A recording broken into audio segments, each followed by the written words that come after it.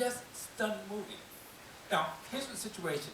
These folks here are family. They are the distant sort family. They come every month to see martial arts movies.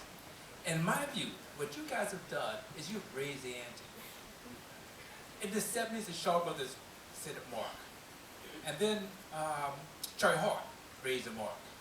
Then Wong Yu-ping raised the mark. I think you now have raised the mark once again. Thank you very much. We have mics on each side, so we're going to be very interactive. So you have questions lined up. I have many questions, so if you don't line up, I'm going to do them all. In fact, one of the things that struck me in watching the movie, and tell me if this is fair, in many ways, as a filmmaker, the way your montage, your movement of the camera, I think you are using Silat as a filmmaker. Your rhythms, as a cinema, the camera rhythm, the same as Silat. Is that you connecting dots, or is that fair? Basically, it comes from the fact that I work with Iko and Yayan on the choreography from an early stage. And so by working with them, it's kind of this thing where I get to see how much hard work goes into the complexity of the movements. So once I see that, then it's like my responsibility then is to make sure that I show it all. So I've always seen the camera as just this thing of being able to accentuate the choreography, that it should never sort of be used in shots which will hide any of it, because otherwise it's kind of pointless for them to put all the work in and the effort in if we don't actually show it. Because one of the things I really hate, is when you see like a fight scene going on and then it cuts to like a super tight close-up. You can't see anything, it's shaking the camera around, and then the hits and the blocks are all just sound effects. So you're not actually seeing any technique going on. So when it came to the fight scenes, what we do is we never shoot sort of like a wide shot and then go in for coverage. No proscenium. Yeah. Yeah. We just go, every single shot's like a jigsaw piece. Yes, yes. So if we don't get it right from beginning to end, we don't move on until we get it done right. And then we keep going. So every shot's super important then. And the connective tissue between them is important as well. So it starts with Iko then. You do the choreography and then the camera? Yeah, so what'll happen is we'll kind of go through the script and then figure out what the situation is. I mean, what's the location, who is he fighting, how many opponents, what weapons, and then I'll tell them, okay, you got 1 hour, when I come back I want to see 5 dead bodies. And so when I come back then they'll show me the choreography, who'll do the presentation, and then yeah, we'll add a few things here and there, maybe like, okay, instead of just punching that guy, you could scrape his face down the wall. That kind of thing. So then we figure out all the structure of it, and then after that, way after that, once we've got the whole scene mapped out in terms of chronology and what happens to who, then we do a video storyboard. And that video storyboard is basically shot for shot the way it would be in the final film, but still in pre-production, so we're comfortable and we know how to design it. So like the final fight with the kitchen, yeah. That one we spent about 1.5 months designing, wow. And then about another 1.5 months just figuring out the shots for it. So we spent a long time on that one. This audience is people who love the genre, but there's also some martial art practitioners in the audience. So I got to make sure I ask martial arts questions. So it's a lot. How many years? Yes, how many years have you been training in Silat? Hello.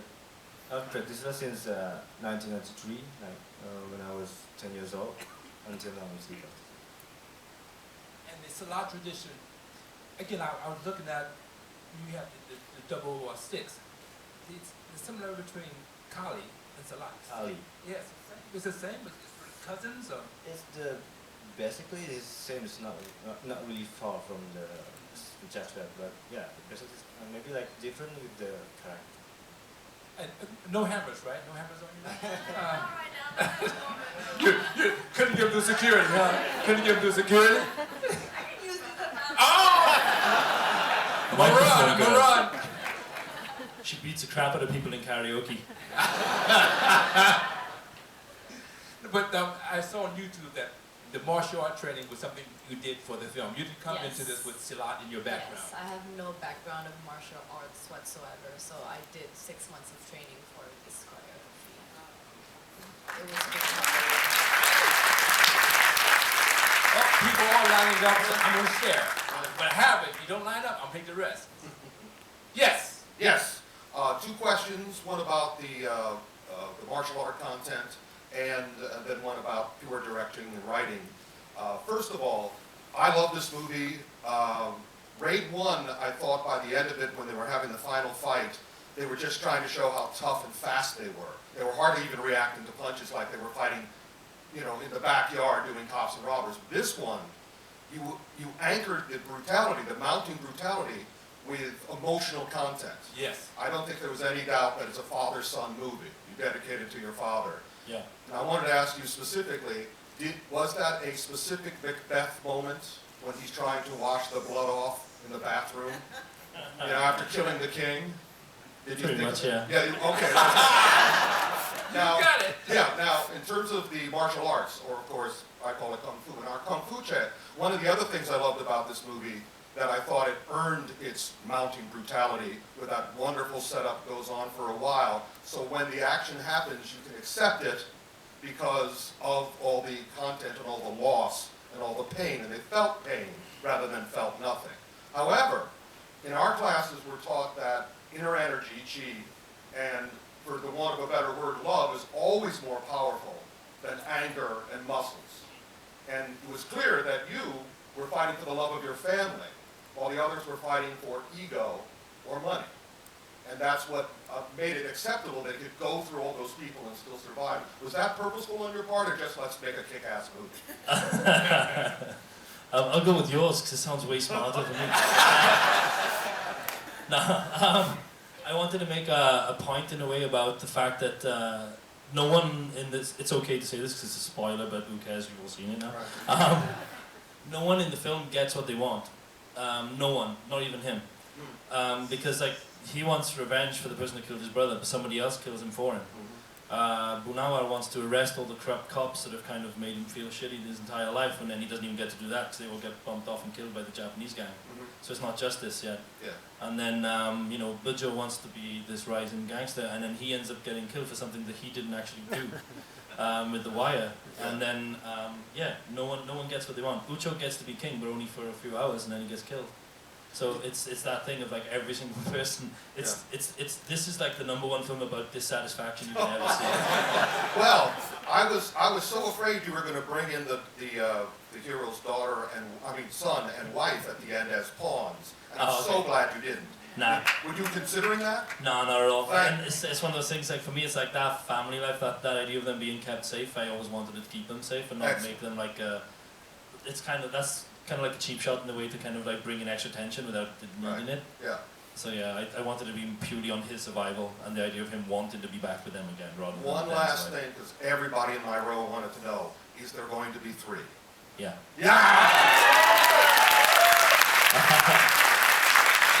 Oh, you're on this side of the room. Yes. We Yeah, can't see go. this light How's- tonight. Go ahead. How's it going, Gareth, right? Yes, sir. Yeah. That's Welsh, right? Yeah, it is, yeah. Sure.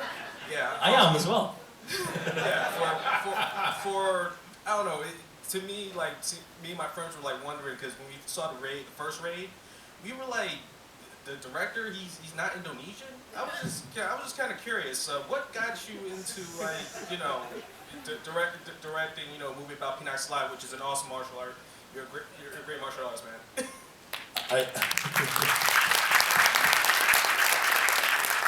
Teach me everything. Everything will teach me everything. Everything. I did so much bad shit in UK, I had to leave, so... No, basically, like, I started off in UK and I wanted to be a filmmaker then. I didn't do enough to kind of get noticed, really. I didn't really do enough myself to do anything with it. And then somehow I got hired to do a documentary out in Indonesia. It was through like friends and family and stuff like that. And then they were asking to do a documentary about Pencak Silat. And I was like, yeah, okay, I'll take 6 months off to go to a foreign country, learn about a martial art I've never heard of before, and get paid for it, and have something to show for it at the end. So that was like, you know, it was a no-brainer for me. And when I went off to do that documentary, that's when I met Iko, and that's when I also met Chechep, who played the assassin, and got to learn about this martial art discipline that I'd been a fan of, you know, Jackie Chan, Bruce Lee, Jet Li, all these movies, but I'd never seen Silat before. And then all of a sudden, all I could think of is why hadn't I seen it before? Why hadn't I seen it in cinema in a big way? I know some films have kind of toyed with using elements of it, but no one's really put it at the forefront. So I thought, well, let's try that then. I mean, I knew about films then from the 70s and the 80s, like the Barry Prima stuff, like The Warrior and stuff like that. But they weren't really Silat movies. I mean, they were kind of like mix of karate and taekwondo, and then, you know, telekinesis. Have you seen The Warrior? Has anyone seen The Warrior here? Yeah, a couple of you, yeah. That eye transplant scene with telekinesis is amazing. It's so good. But anyway, I digress. Yeah, so that was the thing. I moved out there. They've had enough. Oh, yeah.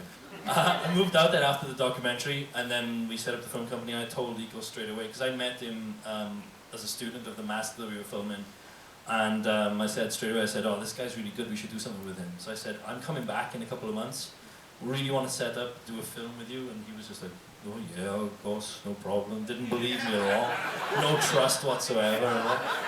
Just another white boy making him false promises. And then basically when I came back then, I asked him, I said, "How long is your contract left?" Because he was a delivery guy for a phone company, like taking documents back and forth, and then on the weekends he'd beat up his friends. And so then, yeah, he said, "Oh, my contract runs out in May." And I was like, "Okay, well, don't go back because we want to start pre-production in May." And so that was the start of Berandal, and then since then, he still hasn't trusted me, but we're still making films. Tell us about your teacher. Your teacher that you said you met him. Yeah, your teacher, your Silat teacher. Probably not. My teacher, my master is passed away already, and 1 year ago, yeah. And yeah, he's really proud of Gareth because dia bawa kultur tradisi Indonesia tidak silat. Jadi ya, terima kasih.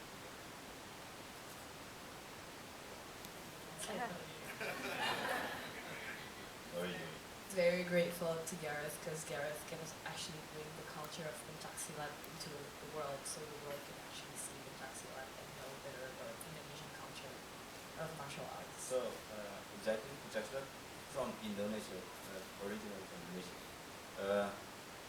It's not really familiar in Indonesia because in Pencak Silat is like a lot of mystical, yeah, and yeah, a lot of like fly and On TV, on yeah. TV, because the packaging is really wrong from TV. Like everybody's like see this silat is silat too much mystic. Then yeah, me, Bayayang, Gareth like show the choreography, the real fight scene like this. That was partly like one of the remits that we had when we first went off to do Maranta was that idea, because like Iko was saying, on TV it would be, Silat would be seen as these bunch of guys who jump up into the sky, turn into a jaguar and then shit a fireball. And so I was like, And stuck on the tree. and get stuck in a tree, yeah.